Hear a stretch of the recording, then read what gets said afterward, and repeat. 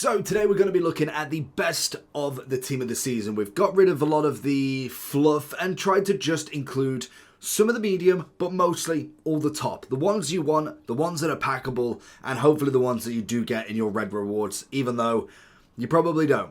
So we've got the 3 different requirements, as to be honest, with the best of the team of the season. I don't feel like many of these will be a miss, and more than likely won't be in an Evo anytime soon, with most of them being 93. I think there's a couple of 92s in there as well, maybe not, but in terms of the value, we are looking good. Now, if it was to kind of go for one in each category, so we know that we've got a basis of what we're looking at here. I think you've got the top meta, you've got the very usable, and you've got the usable, the standard. Now, obviously, if we was to look at a top meta, I think Dembele encapsulates that pretty well. I think he is most definitely one of the better team of the seasons we've seen from the get-go, and I like that we've got now the 3 teams. We will bring it into the Serie A and also La Liga as we go through.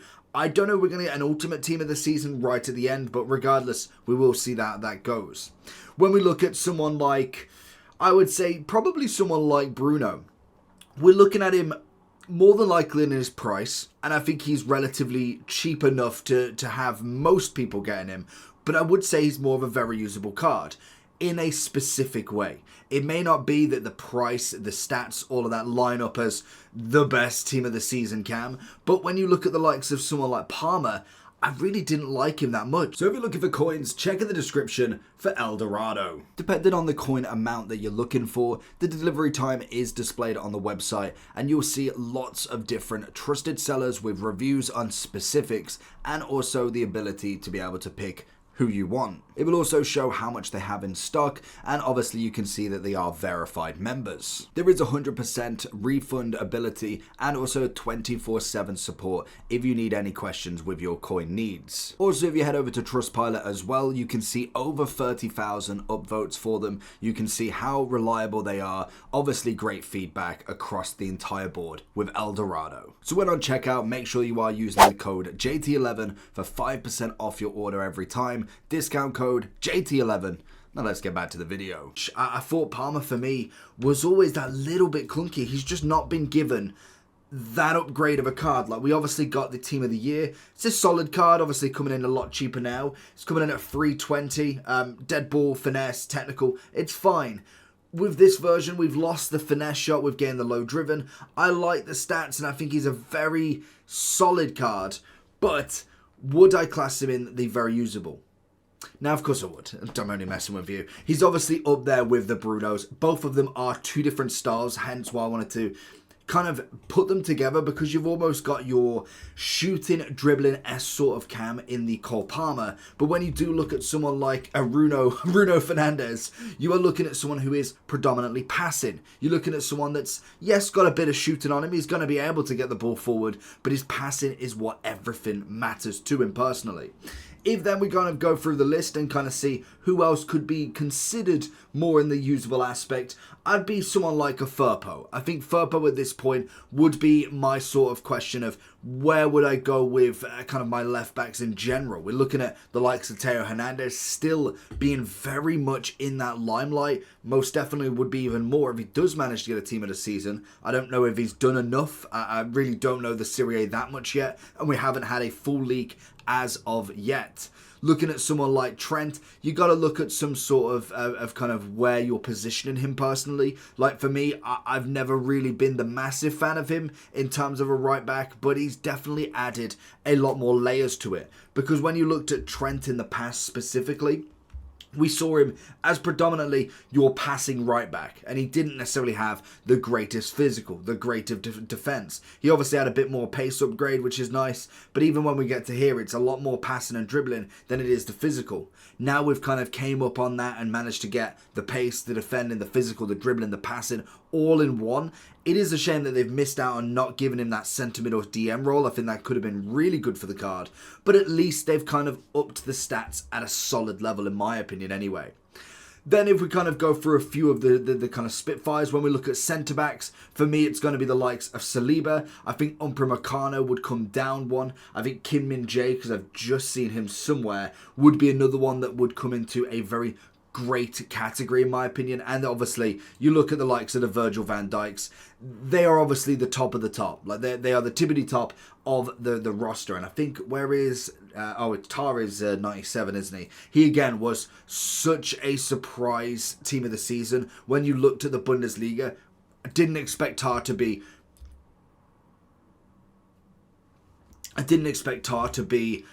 considered as one of the highest rated in that position as well. We've obviously got the likes of Kane, but Tar comes in fantastically. And I must admit, Umbrimacano is a great backup as well. He may not be kind of the same price as Tar if you're looking in that sort of aspect, but what he gives is very much a solid performance. Very much like Marquinhos, I think Marquinhos could still be considered up there with the best of them. Gabriel would be the same as well if we're looking at predominantly centre-backs, and it's great to kind of go with that list, hence why I do like doing the position list, because you can kind of see from the icons to the heroes to the team of the seasons and some of the top of the tops in the FUT birthdays and obviously in the Dream Chasers, what are the best in each position, because once you kind of put who's better, Kane or Virgil, it's totally different positions. So kind of looking through a lot of these centre-backs, seeing who else we've got. I think that was quite a lot of them, to be honest, because there isn't necessarily much else. Pacho, I must admit, still comes in at the top for me. He was the first defender with the quadruple Playstyle Plus, and he is golden. He is brilliant. If you managed to get him on the first one, he was fantastic. We also got Davidson Sanchez this week from the Turkish League. Aerial, slide tackle, jockey, 193,000, which is good for a 96. The only issue you're going to have with him, if you wanted to take it into consideration, is if you don't have icons and heroes, linking could be an issue. I don't know who else is Colombian, in fact. Cuadrado, I suppose you got the trio, the Abarbo, obviously Cuadrado, Cordoba. I mean, you've got a few players, but whether I'd say they're in your top list might be questionable, to be honest. So I'd possibly go with him in more of a usable scenario, but I think stats-wise, it's got to be in the very usable. I think centre-back-wise, that is a pretty good listing of them. And then I think that is everybody from the centre-backs so far. And hopefully we do see some decent ones in Serie A and also in La Liga that can add to this tally. If then we were to look at fullbacks then, so let's start from the bottom here then. So if we're looking at fullbacks, you're kind of looking at your Alphonso Davies, you're looking at your Skellys, and most definitely, again, a solid position to have them in. And I think, to be honest, I think Skelly's going to be one of them. I still quite rate him, to be fair. He was very good at the up and down kind of motion through attacking wingback style. It's not necessarily my perfect style. I like a fullback, so he can do both. We like to utilise them both. And we know Alfonso is obviously going to be a big one in this. He has been waiting for his team of the season. He has just been priming away for that left-back role. The quick step, the pinged pass, the jockey. And it's the one thing that I like with a lot of the team of the seasons. They gave them decent play style pluses. Some of them, yes, are questionable, and most definitely, I can't remember who the player we saw who got the double play style plus that was pace. I'm like, it's okay. It's not necessarily the worst thing in the world, but especially if it was a fullback, I want the quick step. I want a defensive play style plus at the minimum, and then we can have a passing. I don't want quick step technical, quick step rapid, jockey and pinged pass. I need more substance from it. So most definitely they did a pretty decent job across the board here. I'd possibly go for me to put Alfonso more in the topper list. Batcher I thought was nice, but she's kind of in that Furpo list for me as well. Same as Lucy Bronze. She was great in her team of the year, but there's a lot of right backs that have consistently kind of kept up with them. Frimpong is another one, and I think it was Frimpong, of course it was. So obviously we have got Frimpong as the 95. I get that he can play the right mid, the right wing as well, but giving him the quick step, the technical, and an anticipate, why? Like I get that it's not necessarily the end of the world for him, but he could have been so much better, even with a whipped pass, a pinged pass, an incisive, like anything that is not defensive related either. You could have given finesse and it still would have been alright, but giving him the two play styles for for pace without having that quadruple in eyes at the moment, it is a bit of a shame for him. So like I've said in the previous tier list with him specifically, he possibly would have been I've lost him completely here. He possibly would have been the top meta for me, but I think he drops down because of it. And that's just my personal beef with Playstyle Pluses. We are going to have plenty of right backs that have got that double, have got that triple, that are much better in my opinion. We have Nuno Mendes in here as well. Obviously coming in more the very usable. He's most definitely dropping in price as well. He's one of the ones that is relatively cheaper. 320 for the left back compared to where he started. The quick step, the slide tackle and the bruiser. Perfect. Great pace, great defending, great physical. As most right backs are, stats now are pretty irrelevant. You look at pretty much any of these top end team of the seasons, the stats are within margins of each other. If you're looking at centre mids, they're going to have some solid pace. They might have some good shooting if they're a box to box or a defensive or an attacking. Their passing will be great. Their dribbling will be great. Their defending will be decent. And their physical will be decent. It's a standard nowadays. What you're seeing and what you'll get from a striker specifically, it'll be pace, shooting, physicality, dribbling. You'll be adding a little bit more passing onto that as we go into the 99s. And more than likely then, it is the quadruple playstyle pluses. That's kind of what adds to this next level for them. Now, I think that is all the fullbacks. I want to say we've kind of not missed anybody out. If we have, then obviously we'll add them in. So, I think a good one next is strikers. Strikers is always an interesting one. When you look across the list, there is a solid amount as well. You've got the likes of the Denmark beautiful, is it Mika? I want to say, was it Mika? I can't pronounce his name. It was Mika. Beautiful striker. Most definitely fantastic when he first came out, and still to this day is going to be a solid striker. But obviously he will drop in price. We've got better strikers as we go forward. So he would be somebody that would have dropped down in my opinion. Hugo is kind of more of a brand new one. We're obviously seeing a lot more of the Bundesliga. So we're not necessarily taking the price on these. Obviously with the likes of Hugo, he has kept his price quite well. A lot of the Bundesliga has dropped down, and he most definitely puts himself into a category where I would say he's gonna be pretty decent. The pace is most definitely there, maxed out. Obviously that gives me another reason for a different chemistry style. When we've got the 99s already on the board, it means I can go for a different playstyle plus a chemistry style and add a bit of extra zazz to something else. So for me, I think he puts himself up here. Would then go down. Then we move on to Cunha. Now, he is a cam, but realistically, he is a striker. There's no playstyle pluses on him for a cam. There's no passing at all. No playstyle or playstyle plus. So he is a striker in my eyes. At the very minimum, he could be on the left wing. Realistically for him, I thought he was decent. I really liked him in the position. Naturally, he's going to have a bit of prem tax. It's always the case. I think you could potentially drop him into the usable, but with that prem tax, I'm going to have to go into here. I think in terms of a striker, he has every attribute you need. His pace was good. His shooting was absolutely spot on. He's got the finesse shot, which I think is a massive one in this. Then obviously the first touch is a nice little extra bonus. The power shot is an extra bonus. If he was to have the quick step instead of one of them, I mean, I'd absolutely take it, but it's not necessarily needed as such. We also have the likes of Openda. He obviously puts himself in that. I don't think there's any question. He is a great striker. From last year with obviously the previous upgrades to now, solid. The big question comes in with the two Prem strikers. We've got the battle between Isaac and also Haaland, or Isaac and Haaland. Now Haaland, to be honest, has had an absolute stinker. Still fantastic up front, but he is most definitely not my first choice. Isaac is one of the best strikers we've seen. For the price that you are paying, I would personally go Haaland dropping down in this, and Isaac is most definitely one of the most clinical finishers we have actually seen in this game. He is spectacular, and we knew this from the beginning with him. When you look at Isaac's stats from the beginning, you just knew that them upgrades eventually would catch up with him. Obviously Haaland has the height of 6'5", Isaac is 6'4", so he's kind of in that realm. It's not like 1 inch makes a massive difference once you're already a very tall striker. You knew once they gave him the 5'4", the 4'5", whichever way around they wanted, the rapid, the finesse, the low driven is just a stunning striker. So under $1 million coins is well worth it in my opinion.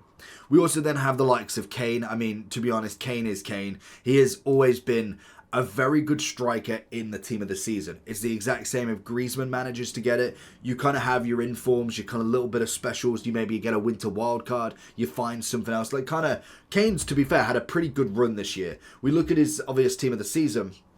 We got a Bundesliga player of the month. It's okay. Great shooting, obviously, but pace-wise, not as much.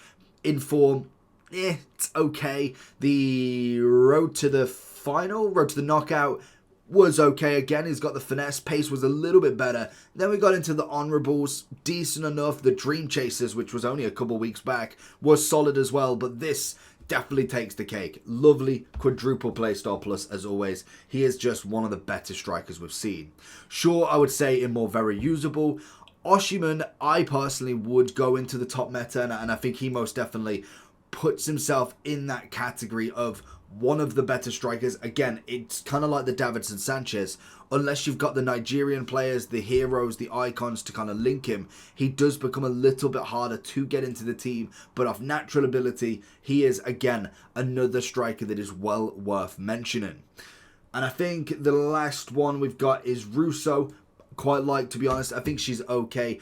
Whether I'd say in terms of strikers here that should go into the very usable or not, I think I'm going to give benefit of the doubt for the finesse for her personally. She's normally a pretty solid striker going forward. And I think that is all of the strikers. Then we move on to the midfielders, which, to be honest, are quite easy again. When we look at the likes of the Bundesliga, the Eredivisie, I don't even know how to pronounce his name, to be honest. We'll get him on the screen and you know who I'm on about. I think he's got a first name that I can pronounce.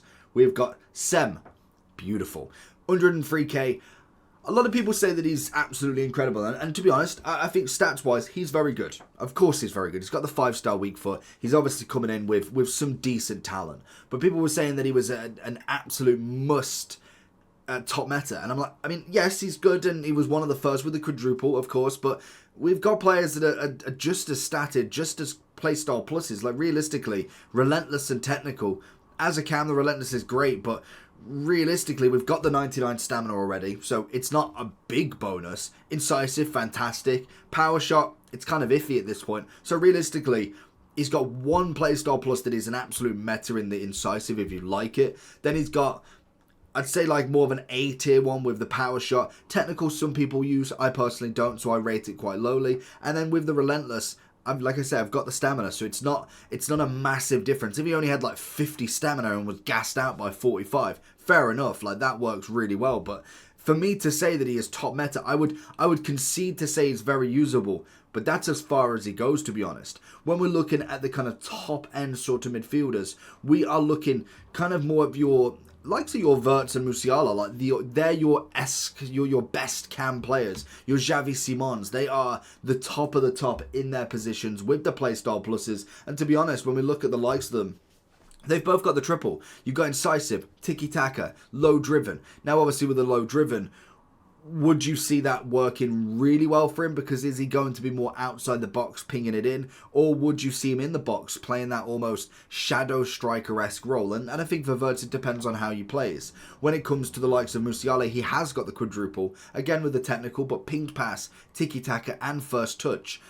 Again, there's some top end there, there's some bottom end. I would say the technical for my personal playstyle doesn't work that well, but for a lot of people, it can do. So it's again, it depends on your playstyle, but I do think when we're looking at Sem compared to a Musiala, compared to a Wirtz, I don't think it's any question, to be honest. I really think it's quite an easy one to go with, if I'm being really brutally honest with them. So then we kind of move on to a few of kind of your box to boxes. I look at your Bruno G's. I mean, he's good. He's a solid card, but if I've got to be really realistic with him, he kind of needs that next level up already. He needs that next playstyle plus, that next upgrade to really put himself in that centre mid game when we have got some of the best box to boxes in the game entirely.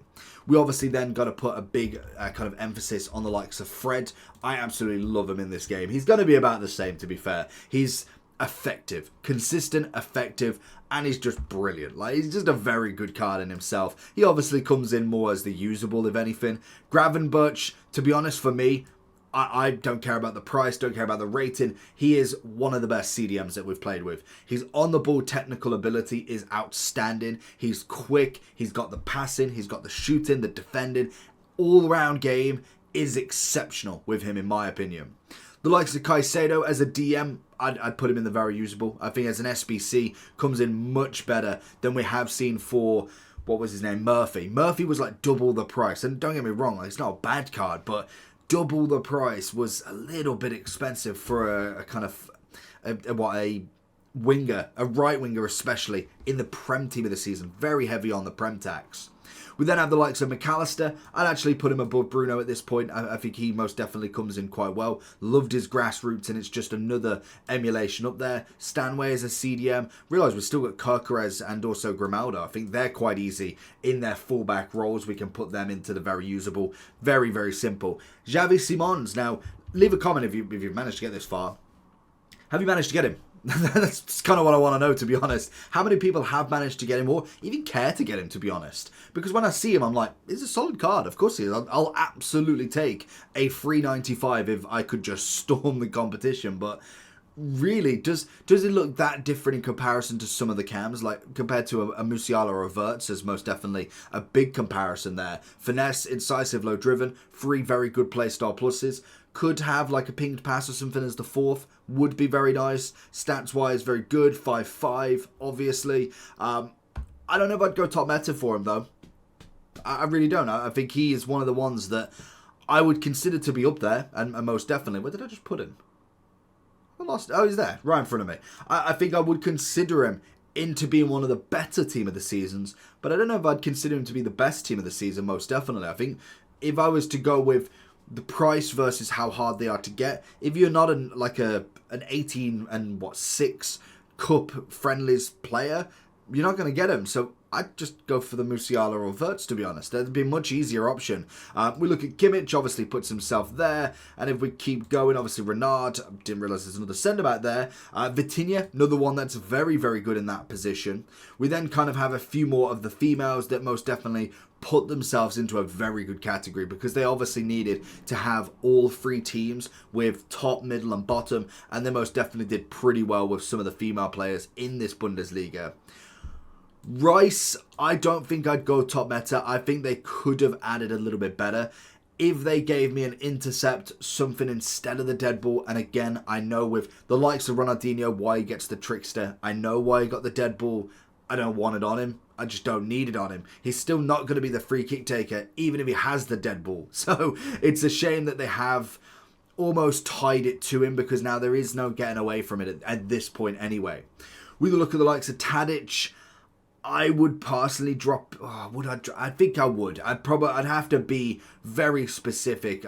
Maybe you drop a couple of others, but I think Tadic is good. I just don't think he puts himself in that top of the top category. We also then have João Neves. Outrageous, one of the best I've had, to be honest. Incredible in terms of the centre mid from the very start. He was exceptional. Haran, I would drop into the very usable now. I think she definitely has come down in comparison to what we've saw from the very start with her, obviously. And then we do have a lovely CDM from Leeds. We have Tanaka. Very, very good Japanese player in the CDM. Obviously comes in with his stats, the lovely quadruple playstyle plus from the EFL. As the kind of second, third team of the season kind of came out. I don't know what you class it as. It's the second week, but in general, he puts himself into a very usable one for me anyway. And then we kind of just have wingers, I believe it should be anyway. You've got a very nice kind of balance here. You've got the easy ones. I would say the likes of Harder, I would then go with Barcola up in there. And then if we zoom in one more. If we go out one more, we should be able to fit everybody else in, because they are very easy to put in, to be honest. And this is going to be where I would personally go with the rest of them. Then Chawinga would go there, would go you into the usable. I quite like Ferran Torres, I think, in terms of it. Doué, and then the final one. That is where I'd go with the wingers. I think there is so much that you could go with in terms of what are the better wingers to go for in terms of how you play with them. Because naturally, I'm just a burst down the wing, maybe get a cut in, little bit of a skill. But if they don't have the skill, they don't have the cut in material, you need one that does. Inside forward plus plus is going to be an absolute must for most of them, but there is some exceptional players in this team of the season. It's only going to grow. Let me know down below who you've managed to get. Name your best team of the season so far.